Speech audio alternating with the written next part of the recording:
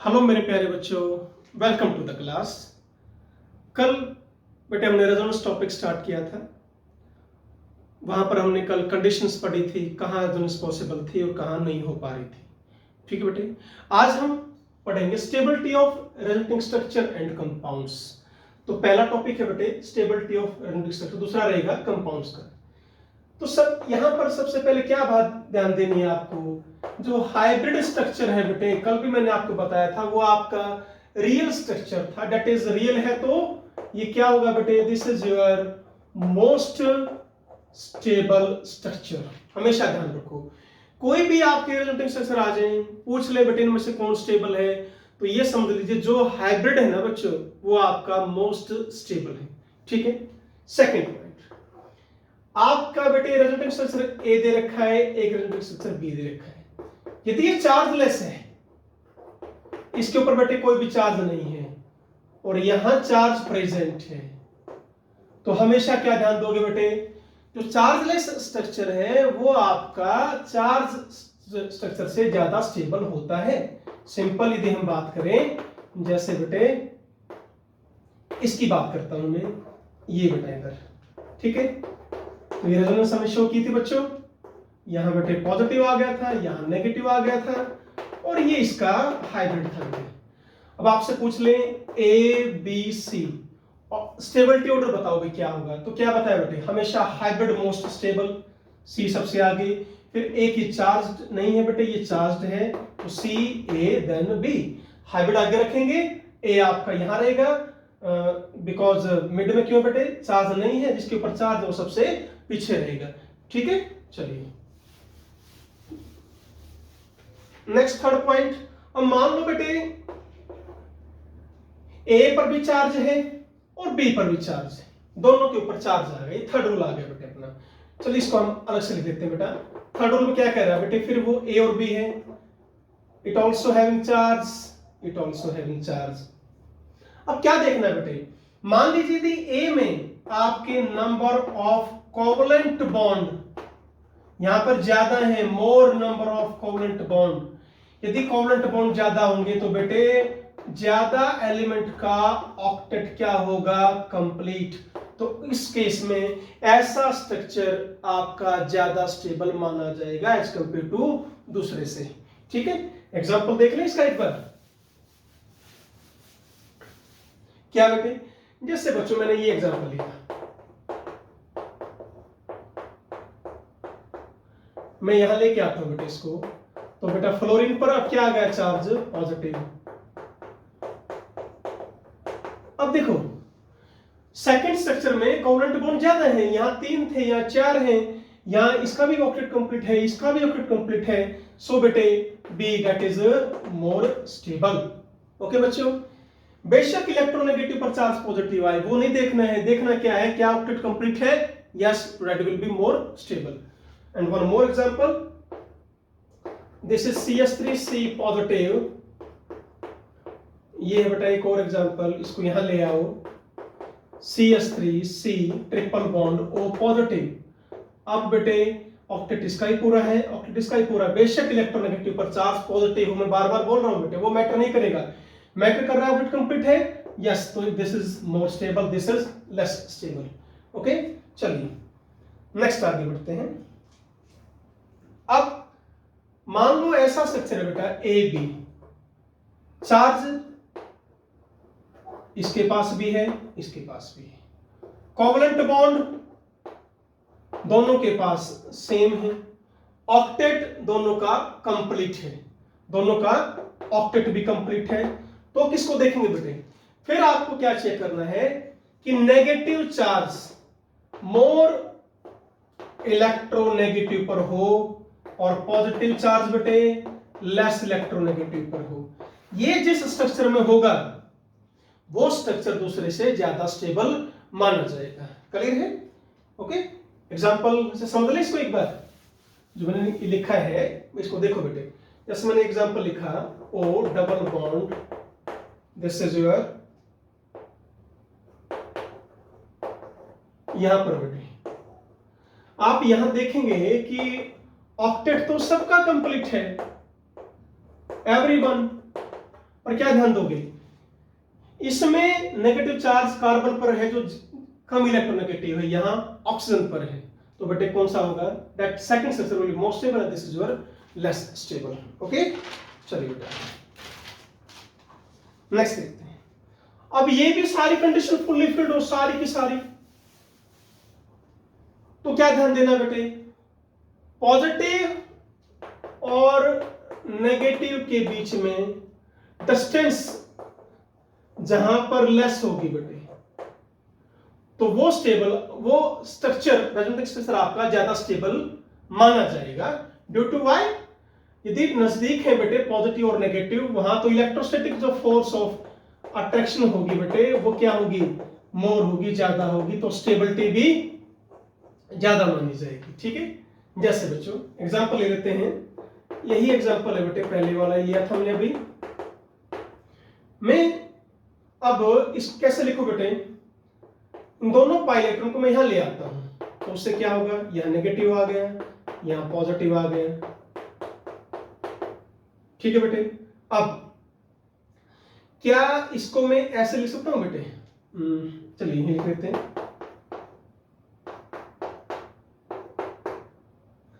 यहां पॉजिटिव और यहां नेगेटिव। अब एक बात बताओ, ये मैंने कैसे लिखा, इसको मैं इधर ले आया, ठीक है बेटे। अब ये कैसे बनाया बेटे मैंने, ये इलेक्ट्रॉन इधर आ गए और ये इलेक्ट्रॉन सॉरी इसको उल्टा कर लो बेटे, ये इधर आ गए और ये इधर आ गए, तो ये इसमें कन्वर्ट हो गया। यहां देखो negative negative positive positive, negative और पॉजिटिव दोनों कार्बन एटम पर ही हैं, पर यहां पर डिस्टेंस क्या है बेटे, कम है, और यहां पर डिस्टेंस क्या है बेटे आपकी, ज्यादा है, तो ये स्ट्रक्चर आपका ज्यादा स्टेबल माना जाएगा। Octet complete bond, same atom पर पॉजिटिव, सेम पर नेगेटिव, तो डिस्टेंस आप चेक करोगे। तो ये आपको बेटे 5 पॉइंट ध्यान रखने हैं। ठीक है, अब एक क्वेश्चन कर लेते हैं। ठीक है, देखो जैसे बेटा ये दे दिया आपको CS3O, बाकी क्वेश्चंस बेटा असाइनमेंट में करेंगे, क्लास में बस ये एक ही क्वेश्चन डिस्कस करेंगे पहले। CS3O CH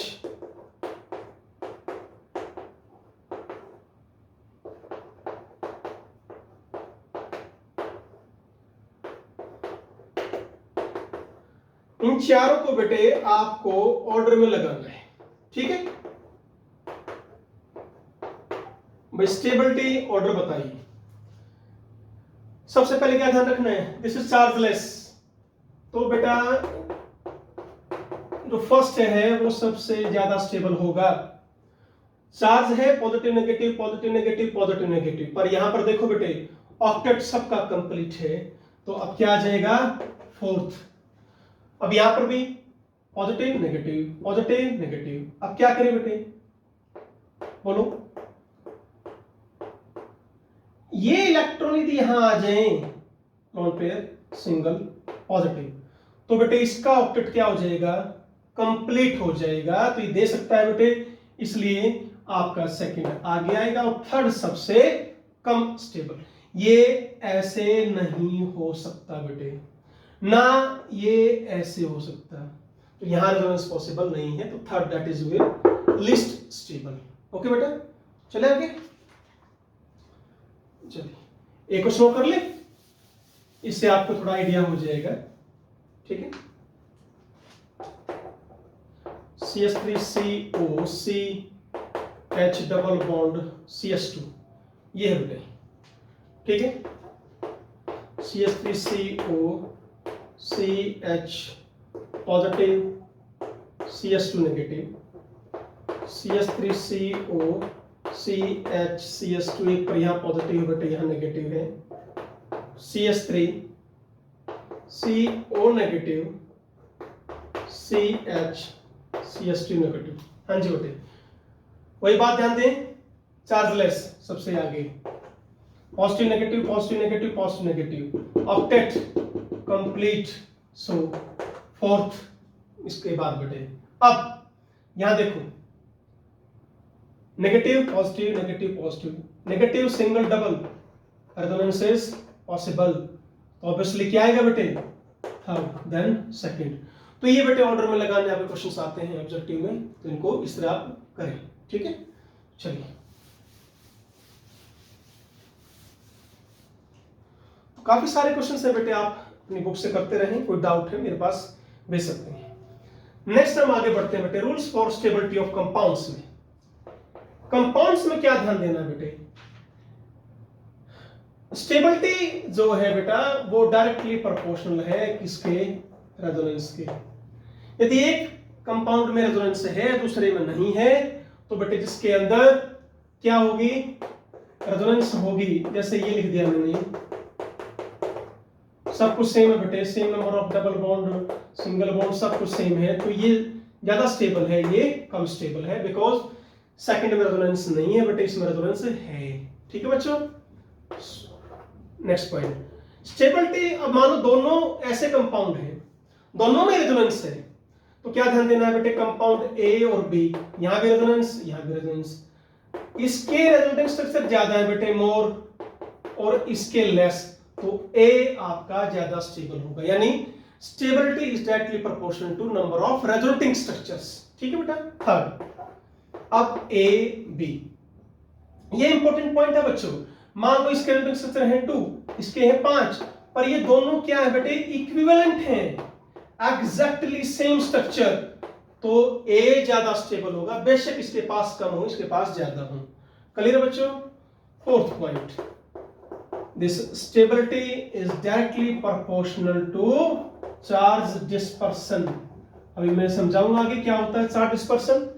मतलब सेम चार्ज का फैलना क्या है बेटे, चार्ज डिस्पर्सन है। इनवर्सली प्रोपोर्शनल है बेटे चार्ज सेपरेशन। अपोजिट चार्ज का आना क्या कहलाता है बेटे, चार्ज सेपरेशन। ओके बच्चों, तो लेट अस डिस्कस फर्स्टली। अभी बेटे कुछ 5-6 क्वेश्चंस हैं, ये फटाफट डिस्कस कर लेते हैं। चलिए भाई, ध्यान से समझो बेटे, resonance is the most important topic of your organic chemistry. ठीक है, तो पहला क्वेश्चन जैसे आपसे पूछ लिया है, भाई बताइए इन दोनों में से carboxylic acid and carboxylate ion कौन ज्यादा स्टेबल है। दोनों में ही रेजोनेंस है, लॉन्ग पेयर सिंगल डबल, तो बेटे इसको मैं ऐसे लिख सकता हूं, यूं, इसको इस तरह लिख लें, तो बेटा इसको आप यूं कर लो। ठीक है, फिर यहां हम इसको ऐसे बना सकते हैं वापस, और ऐसे इसको बेटे, यहां भी दो रेजोनेटिंग स्ट्रक्चर, यहां भी दो बेटे, इसके दोनों एक जैसे हैं, इक्विवेलेंट हैं, same charge, same number of pi bonds. ध्यान रखो बेटा, तो क्या होगा, carboxylate ion, this is what, carboxylate ion, that will be more stable than carboxylic acid। ठीक है बेटे। Second question,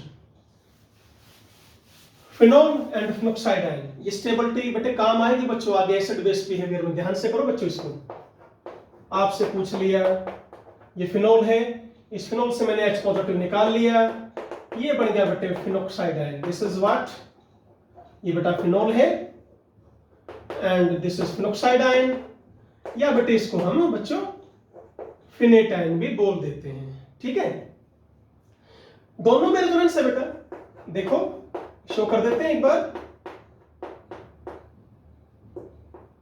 long pair single double.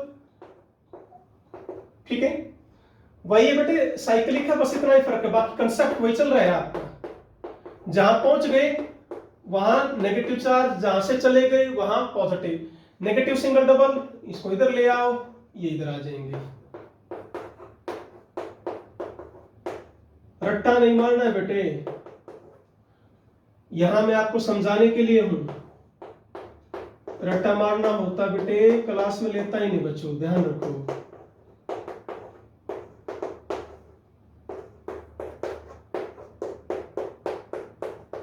ये लिखा बेटे हमने।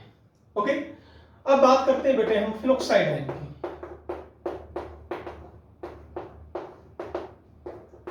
इसके भी बेटे 5 रेजोनेटिंग स्ट्रक्चर बन रहे हैं। देखिए यहां पॉजिटिव नहीं आएगा, देखो बेटे इसके लॉन पेयर गए थे इसलिए पॉजिटिव, इसके पास एक्सेस थे वही गए हैं, पॉजिटिव नहीं, नेगेटिव चार्ज खत्म हो जाएगा बेटे। आगे आप कैसे रहेगा,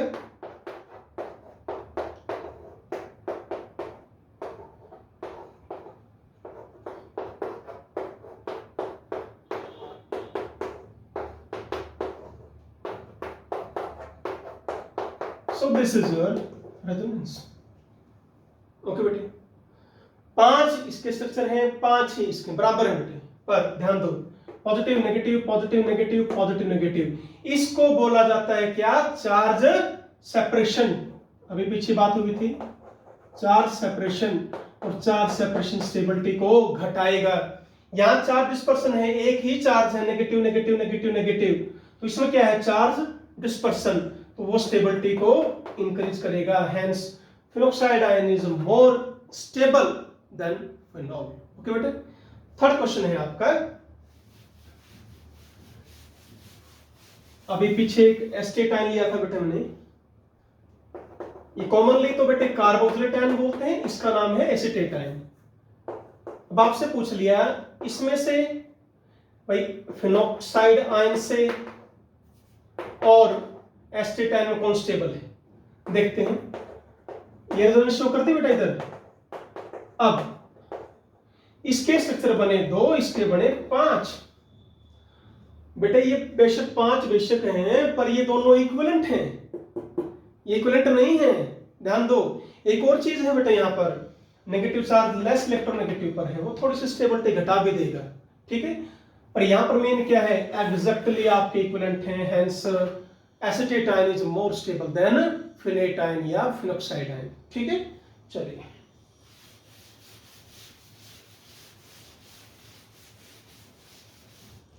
नेक्स्ट है बेटे, ऐसे ही अल्कोहल में से बेटे और एल्कोक्साइड आयन से पूछ लिया कौन स्टेबल है। एल्काइल ग्रुप का इफेक्ट होता है बेटे प्लस साइन, मैंने बताया था आपको, इलेक्ट्रॉन पुश करेगा तो चार्ज क्या आ जाएगा? पॉजिटिव। पॉजिटिव और नेगेटिव आना क्या कहलाता है बेटे? Charge separation, and it will decrease stability. So alcohol is more stable then alkoxide ion, ठीक है। नेक्स्ट क्वेश्चन है बेटे, RS सल्फोनिक एसिड और ये सल्फोनेट आयन में बेटे कौन ज्यादा स्टेबल है? तो क्या करेंगे देखते हैं। रेजोनेंस शो करो। O नेगेटिव, OH पॉजिटिव, फिर ये इधर ये इधर, R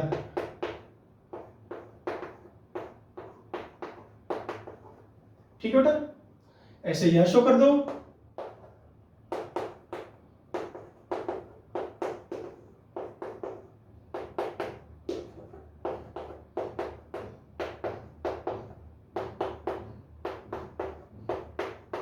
देखिए यहां भी 3, यहां भी 3, ये तीनों इक्विवेलेंट हैं। वही बात आ गई बेटे, पाई बॉन्ड और चार्ज सेम है। यहां पर पॉजिटिव नेगेटिव चार्ज सेपरेशन आ गई, तो ये क्या काम करेंगे? स्टेबिलिटी को घटा देंगे। हेंस सल्फोनेट आयन जो है बेटे वो ज्यादा स्टेबल होगा सल्फोनिक एसिड से, ठीक है।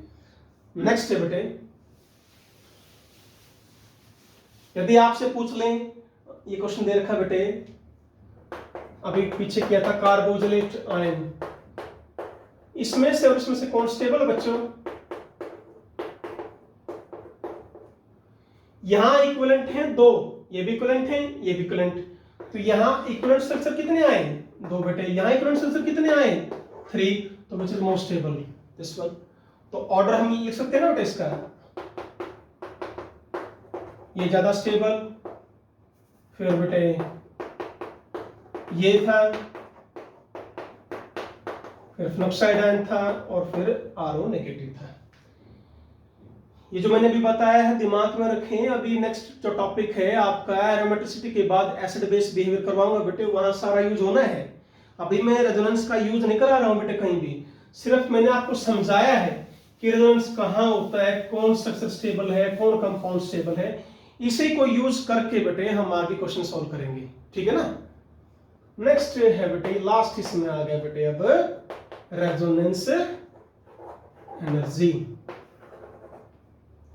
क्या है बेटा रेजोनेंस एनर्जी? यदि फार्मूले से आपको समझाऊं, energy of most stable, energy of most stable resonating structure minus energy of hybrid structure.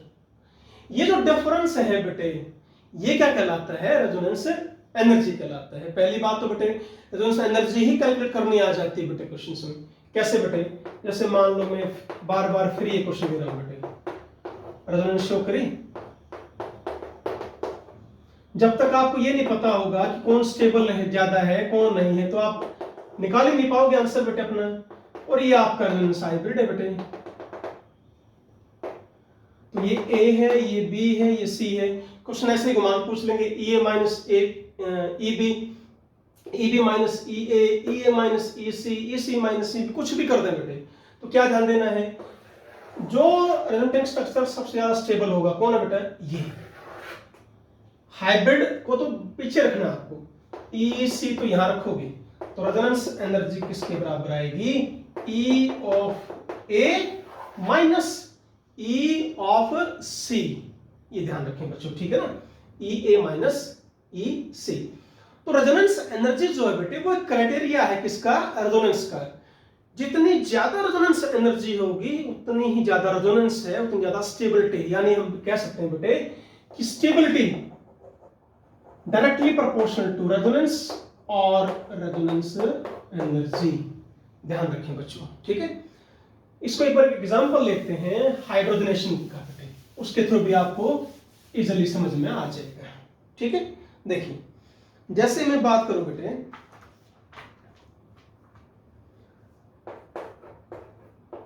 यदि आप डबल बॉन्ड में हाइड्रोजन ऐड करते हो तो ये बनता है बेटे, तो एनर्जी जो रिलीज होती है बेटे वो है 28.8 किलो कैलोरी, ठीक है बच्चों? अब मैंने ले लिया साइक्लोहेक्सीन, ये हाइड्रोजन है बेटे, इधर इसमें H2 जोड़ूंगा बेटे में, क्या होगा? पाई बॉन्ड टूट जाएगा और दो हाइड्रोजन एटम यहां आकर जुड़ गए, दो पहले से थे बेटे। तो एनर्जी यहां पे कितनी रिलीज हुई? 28.8 किलो कैलोरी। बॉन्ड टूट एक रहा है बेटे, बंद दो रहे हैं, इसलिए एनर्जी रिलीज होगी। ध्यान रखना इस चीज को। अब मैंने हाइपोथेटिकली ले ली बेंजीन, ठीक है, प्लस 3H2, उससे प्रोडक्ट ये बनेगा बेटे आपका। अब यहां कितनी होनी चाहिए? 28.8 इंटू 3, और ये है बेटे आपका 86.4 किलो कैलोरी। पर प्रैक्टिकली एक्सपेरिमेंटली यहां पर जो एनर्जी रिलीज होती है बेटे वो 50.4 किलो कैलोरी। एनर्जी कम रिलीज हुई है। मैंने आपको हाइपर कन्वर्शन वाले में समझाया भी था बेटे, एनर्जी जितनी कम रिलीज होगी बेटे उसका मतलब क्या है कि वो जो एल्कीन है वो स्टेबल है। ज्यादा एनर्जी रिलीज होने का मतलब वो एल्कीन क्या है? रिएक्टिव है, यानी कम स्टेबल है बेटे आपकी। एनर्जी कम रिलीज हुई यानी जो रिएक्टेंट है, जो एल्कीन है, वो ज्यादा स्टेबल है। मैं अब क्या समझाना चाह रहा हूं बेटे, जब एक बॉन्ड से इतनी एनर्जी रिलीज होनी थी तो 3 से मल्टीप्लाई बाय 3 करेंगे ना, तो इतनी होनी चाहिए ना एनर्जी, तो इतनी रिलीज होगी। यानी थ्योरेटिकली से कम रिलीज हुई है, एक्सपेरिमेंटली है। इसका मतलब क्या हुआ बेटे कि बेंजीन ज्यादा स्टेबल है। मैं आपके लिए इस तरह समझाना चाहूंगा आपको, तो मैंने 3 डबल बॉन्ड लिख दिए इस तरह बेटे, ठीक है, यू लिख दिए। इसमें तो कितनी होगी बेटे? 86.4, क्योंकि यहां पर रेजोनेंस नहीं है। अब बेंजीन में कम रिलीज क्यों हो रही बच्चों? Due to resonance. बेंजीन आपका स्टेबल है, पाई इलेक्ट्रॉन की मूवमेंट से, रेजोनेंस प्रोसेस की वजह से वो स्टेबल है बेटे, वो रेजोनेंस है उसमें। अब रेजोनेंस एनर्जी कितनी आएगी? प्रैक्टिकली थ्योरेटिकली कितनी थी? 86.4 घटा दो बेटे, यानी 36 किलो कैलोरी क्या आ गई इसकी? ये रेजोनेंस एनर्जी आ गई बेटे। ये एनर्जी जितनी ज्यादा होगी उतना ही स्टेबल। अब आ गया समझ में? मान लो मैं ये लिखता था 30, तो कितनी एनर्जी कम की बेटे? 86.4 माइनस 30। तो यही आपको समझना है बेटे, जितनी रेजोनेंस एनर्जी ज्यादा होगी उतनी ही उस कंपाउंड की स्टेबिलिटी ज्यादा होगी। ओके बेटे, तो बेटे रेजोनेंस टॉपिक आपका खत्म हुआ बेटे। कल नेक्स्ट लेक्चर में हम स्टार्ट करेंगे रेजोनेंस इफेक्ट और मेसोमेरिक इफेक्ट। ओके बेटे, आज के लेक्चर में यहीं तक बेटा। ओके बेटा, be happy, be healthy, be safe. Thank you very much.